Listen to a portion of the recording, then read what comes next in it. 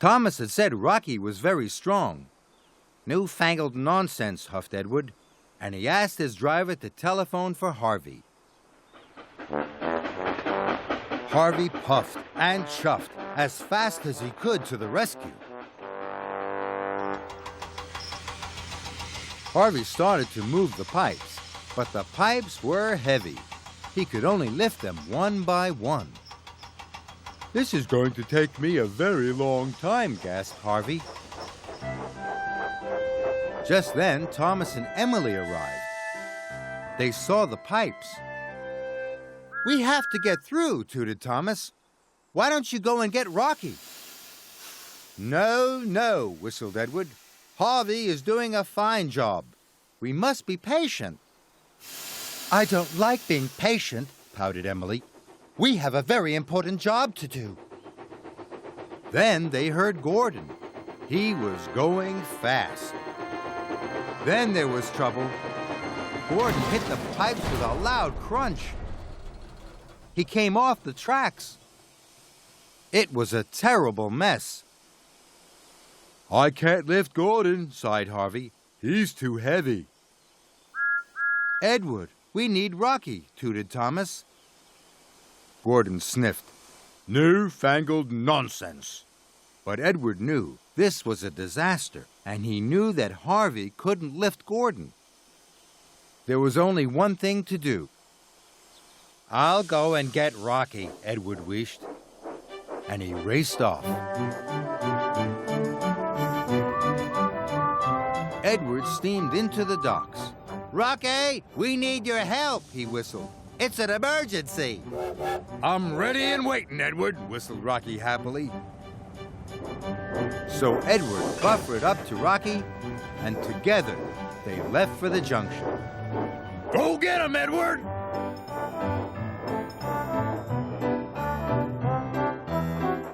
Edward pulled Rocky up hills and down valleys.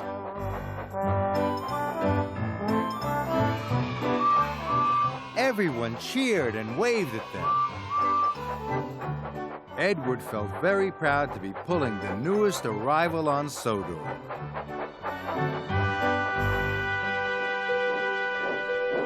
Edward soon pulled up with Rocky. "I can fix this," Rocky smiled.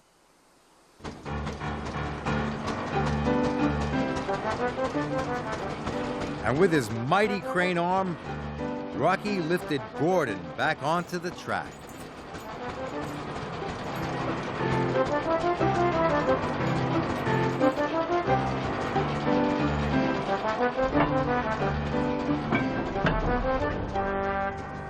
Gordon was surprised. "Thank you, Rocky," he huffed. "Good work." Then Rocky lifted all the pipes off the rails. The job was done in no time. Gordon and Edward were very impressed. "I was silly to think you were newfangled nonsense," wheezed Edward to Rocky. "You might be new, but you're also really useful. Welcome to our island." And everyone tooted and cheered for Rocky.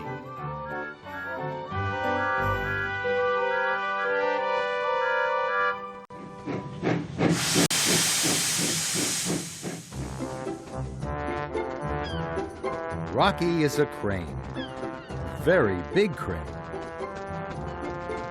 Rocky is also very strong. Harvey is a crane too, but he's much smaller. Harvey isn't as strong as Rocky, but they're both really useful.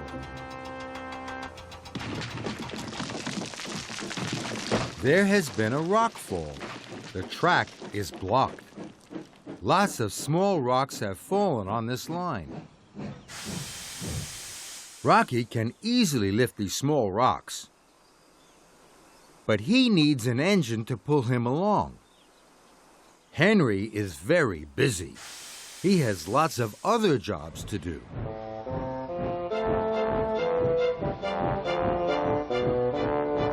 so he has no time to work with Rocky. Here's Harvey. He isn't as strong as Rocky, but Harvey doesn't need another engine to pull him. So he's just right for this job.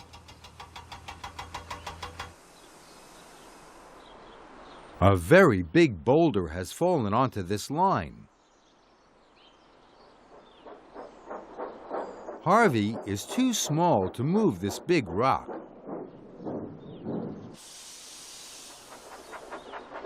So Harvey fetches Rocky. Rocky is big enough to move it.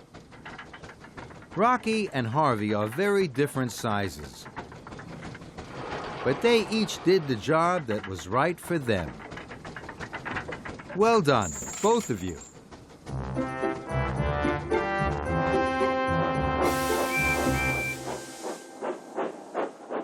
Emily is ready to leave the station. She is tingling with excitement. What's Emily pulling today? Emily is chuffing out of the station pulling buckets and spades. Emily chuffs out of the station pulling buckets and spades and a big beach ball.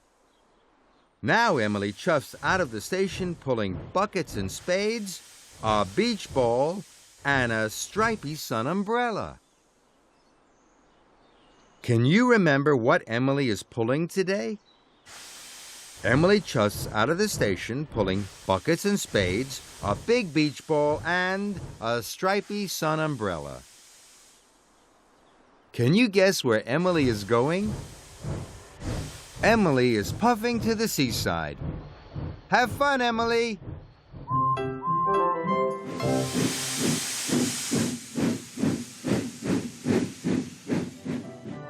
The island of Sodor is a wonderful place. Thomas enjoys puffing all over the island. There are lots of special places to visit. Where's this? That's right, it's Tidmouth Sheds. Every day, Sir Topham Hatt comes here to tell his engines what to do. And every day, the engines leave Tidmouth Sheds to do their jobs. And they return again at night, after a day of being really useful. Once, in the sheds, Gordon kept all the engines awake at night. His firebox made a terrible noise as it cooled down. Percy called him Rattler Gordon. Gordon pretended the other engines all had very bad manners. But really, he felt embarrassed. He didn't want to be called Rattler Gordon. Then, one night, there was a shooting star. All the engines made a wish. Gordon wished to be grander. James wished to be redder. And Percy wished to pull the mail forever and ever. But when Thomas got lost on his way to the power station, Percy changed his wish. Now, he wished for Thomas to return safely to Tidmouth Sheds. When his wish came true, Percy was the happiest engine. But Tidmouth Sheds is especially important for one engine, and that's Emily. Emily used to live on her own at Knapford Yards. One day, Sir Topham Hatt decided to rebuild Tidmouth Sheds, and the engines had to move out. James had to sleep in the dirty, dusty coaling plant. Percy and Henry slept in the smelter's yard, and Gordon slept under a tent. He was very unhappy. Thomas had to move in with Emily in the sheds at Knapford. At first, Emily didn't like Thomas being there. Thomas's sleep whistling kept her awake all night. It made her cross. But one night, Thomas wasn't there. Emily missed Thomas. It was too quiet without him. She even missed his sleep whistle. So when Emily arrived at the new Tidmouth sheds, she was very happy. An extra space had been built especially for her. Now Emily could be with her friends. And that's why Tidmouth Sheds is very special for Emily. There are so many special places on the island of Sodor. Next time, Thomas will show us somewhere else.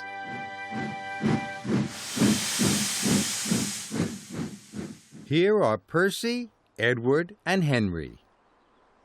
Percy is the smallest engine. Edward is the medium-sized engine. And Henry is the biggest engine. Today, each of the engines is going to visit a special destination. The Scottish Castle, the windmill, and the beach cabin at Bluffs Cove. Percy wants to go to the smallest building. Should he go to the Scottish Castle, the windmill, or the beach cabin? Let's see. Percy puffs along his track. Round lots of corners. It's very twisty. Where do you think it's going to take him? It looks like Percy is going to the beach cabin at Bluffs Cove. The beach cabin is the smallest building. Well done, Percy. What about Edward? Edward wants to go to the medium-sized building. Should he go to the windmill or the Scottish Castle? Edward twists in and out, around and about. Can you see where he's going yet?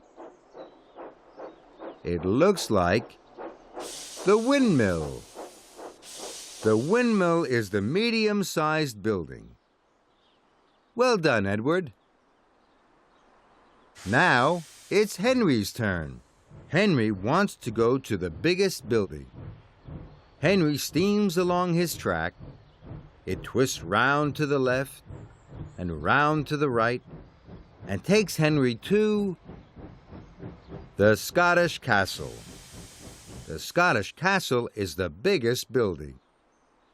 Well done, Henry. Percy, Edward, and Henry all arrived at the right building to match their size. Well done, everyone.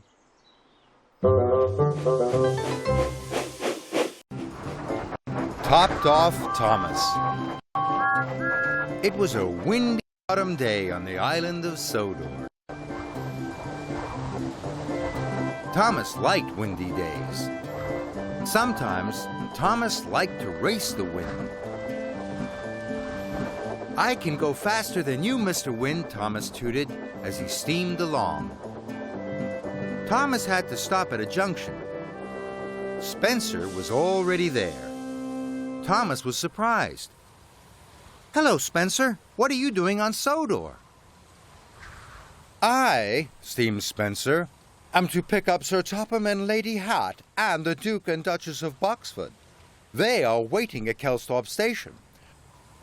I am to take them to a very important tea party at the Scottish Castle. Thomas was disappointed. Why can't I take them in Annie and Clarabelle? He puffed. Because, huffed Spencer loudly, you are a small engine, and small engines get small jobs. I am a big engine, and big engines get big jobs.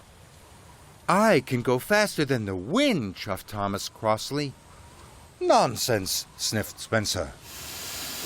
This made Thomas even crosser. I'll race you to Kelsthorpe Station, Thomas huffed.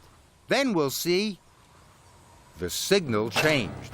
Spencer and Thomas wheeshed away. Thomas was determined to win.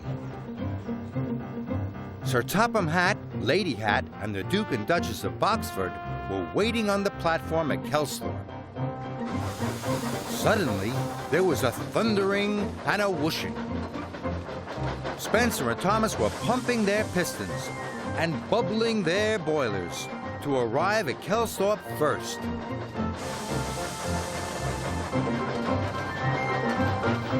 Spencer screeched to a halt, but Thomas raced straight through the station.